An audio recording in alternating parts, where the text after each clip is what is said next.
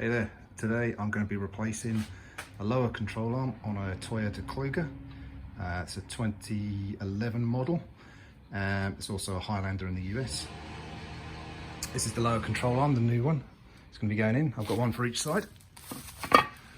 I found some online videos for the previous model of this car, but not for this one. So I've got it up on the axle stands. And inside there, this is the old lower control arm. As you can see, the bushes here have gone. That's why I need to replace this. It's easier to actually replace it all in one go. I know you can get the bushes separately, but then you've got to get them all pressed. So I figure just buy the unit. These were only $200, that's Australian dollars for the pair. So I figured it's a cheap fix. So first things first, I'm going to undo the bolts at the bottom here on this part of the control arm, attached to the hub, and I'm relying on the fact that the hub is still attached to the upper part, so it should hopefully take the weight of that. I'll have something ready just in case. I'm going to have to take the engine mount out because the bolt for, let me just show you, the control arm, these pieces here are bolted right next to the engine mount. This one I can get to, this one I can't, because I'll show you from this side. That's the one I can get to. The other side is just behind, and I'm not going to be able to get the socket on there. So I'll have to take out this bracket from the engine mount, which means lifting the engine, supporting it while I take this out and get to the other bolt.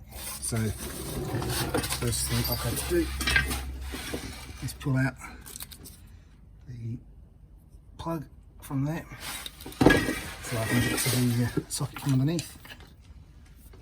The socket's going to go in there. That's one of the engine mount bolts, and there's another one just a little bit further back there as well. So I'm just going to work on getting the engine supported and lifted slightly before I do that. You're doing the side, which is got the dog bone suspension at the top here. So in my case, right hand drive. So I'm doing the driver's side, right hand drive. This is where the dog bone suspension mount is, engine mount is. So what I've done here to get to it, this brake fluid reservoir was up here, held in with a couple of bolts.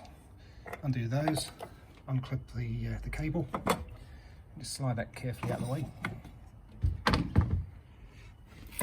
That lets you get to the top bolt there, and there's also a bolt in here which I've actually already removed. That's a long one. It's a bit of a pain because you've got the pipes coming down here. With the engine supported underneath, you take this one out, you take that one out, remove this, a gentle tap with a rubber mallet will get that out. You may have to just jiggle the engine slightly, just by taking it up or down slightly on the jack.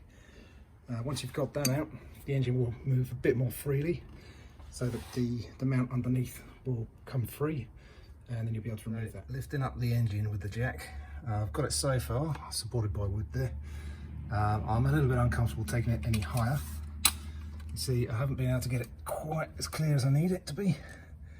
It's another 1.5 centimeters maybe. So what I'm actually thinking is, by the way, this thing just unbolts here. It's just the cover, gives you a bit more room. I'm actually thinking that in here, where that top of the engine mount fixes to the block, 1, 2, 3 bolts, I could take that bracket off with the engine still supported there as it currently stands, so that I can then, the weight's taken on this anyway, so this is loose, so that bracket's not actually supporting anything right at the moment because the jack's got the weight. So I'm going to take these bolts out because I think rather than lift the engine any further, because what I'm finding is the subframe's actually coming up with it. If I undo these 3 bolts, I should be able to just take that bracket out, lift out the mount and get to the bolt that I need to. So that's what I'm going to do next. Now I've done the 3 bolts on the engine mount here. which will allow me to take this whole engine mount out and get to the bolt. Just so you know, that one there on the top right was easy to get to. Top left a little bit more difficult. So you've got all the brake lines and fixings in the way. And the one behind here was a real bugger. What I ended up doing, using my small socket, it's a number 14 mil socket.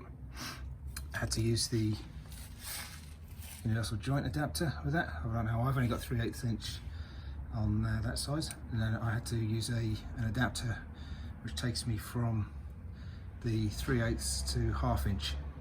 But that worked for me. But it's out now. Down there. Right, it's still attached loosely. So now we can get to the bolt we needed to, which goes onto this part of the lower control arm. Okay, got it out. Bit of a stroll. There we go. Here's the old one. All shot to pieces around here. There's my replacement off eBay. Something did happen. As it all came off, this bit dropped down. Now I think this just goes over there. This seems to have a bit of a shield on there, but not one on this side. So I think this is actually fixed in between and then secured down with the bolt that holds it in. So I'm going to place that on the new one here. The new one didn't come with one, so obviously I need to reuse that one. Everything goes back in reverse order. And there, finally, new lower control arm fitted. Covers all replaced. All good to go.